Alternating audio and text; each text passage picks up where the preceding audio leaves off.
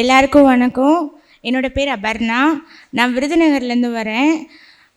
உங்கள் எல்லாரும் மாதிரி இருந்தால் நானும் ஃபஸ்ட் அட்டெம்ப்ட். எனக்கு இது டிஎன்பிஎஸ்சி பற்றி எந்த ஐடியாவுமே கிடையாது. அப்போது ஃபஸ்ட்டு சுரேஷ் அகாடமியில் ஆன்லைன் கிளாஸ் தான் ஜாயின் பண்ணியிருந்தேன். சும்மா நம்மளும் டிஎன்பிஎஸ்சி ட்ரை பண்ணுவோமே அப்படின்ற மாதிரி ஸ்டார்ட் பண்ணேன்.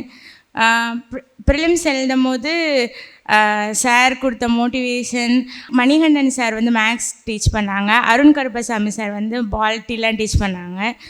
அவங்க சொல்லி கொடுத்த அந்த இது தான் பாலிட்டிலாம் ஃபஸ்ட்டு பாலிட்டி பற்றிலாம் எனக்கு எந்த ஐடியாவுமே இல்லை. நான் பிஏ இங்கிலீஷ், அதனால் எனக்கு எதுவுமே ஹிஸ்ட்ரி எதுவுமே இதை பற்றி தெரியாது. ஆனால் அருண் சார் சொல்கிற அதை கேட்க பாலிட்டினா நல்லா பிடிக்க ஆரம்பிச்சிருச்சு. மேக்ஸும் அதே மாதிரி தான். அந்த டைமிங்லாம் போட்டு அவரை நாங்கள் இங்கே கொடுக்குற அந்த 33 டெஸ்ட்டில் வந்த ப்ராக்டிஸ் தான் ப்ரிலிம்ஸ் நான் கிளியர் பண்ணதுக்கு மெயின் ரீசன். ஆன்சருக்கு செக் பண்ண உடனே நம்ம மெயின்ஸுக்கு கிடச்சிரும்னு ஒரு கான்ஃபிடென்ட்டில் நான் அகாடமியில் ஜாயின் பண்ணிட்டேன். வீட்டிலேருந்து ட்ரெயினில் எக்ஸாம் மட்டும் எழுதிட்டு போகிற மாதிரி பண்ணிகிட்ருந்தேன். அப்போது ஒரு டைம் நம்ம தமிழ்மணி சார் நமக்கு எங்கூட ட்ரெயினில் வரப்போ சொன்னாங்க, நீங்கள் ஹாஸ்டலில் இருந்து படிங்க, எல்லாரோடையும் சேர்ந்து படிக்கும்போது உங்களுக்கு கொஞ்சம் நாலேஜ் கெயின் பண்ண முடியும், எல்லாரையும் பார்க்கும்போது ஒரு வேகம் கிடைக்கும் அப்படின்னு சொன்னாங்க.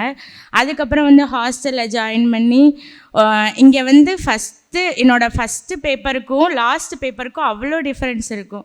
எனக்கு ரிப்பீட் போட்டுகிட்டே இருப்பாங்க, என்னடா இப்படி ரிப்பீட் போடுறாங்களேன்னு தோணும். அதுக்கப்புறம் பார்த்தா அப்போ தான் எங்களுக்கு அந்த வேகமே கிடைக்க ஆரம்பிச்சிருச்சு. அது எல்லாமே எனக்கு மெயின்ஸ் எழுதும் போது தான் தெரிஞ்சுது.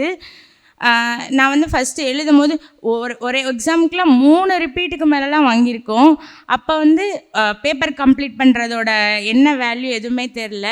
ஒவ்வொரு ரிவ்யூவும் அட்டன் பண்ண எனக்கு ஃபஸ்ட்டு ரிவ்யூவிலேருந்தே சொன்னாங்க, நீங்கள் உங்களுக்கு கண்டிப்பாக ஒரு போஸ்டிங் இருக்குது, இன்னும் நல்ல குவாலிட்டி இம்ப்ரூவ் பண்ணிங்கன்னா உங்களுக்கு இன்னும் நல்ல போஸ்டிங் இன்டர்வியூலேயே அட்டன் பண்ண முடியுன்ற மாதிரி சொல்லிகிட்டே இருந்தாங்க.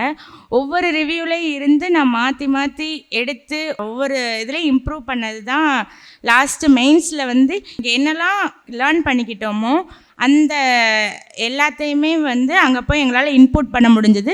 பேப்பரும் கம்ப்ளீட் பண்ண சொன்னது.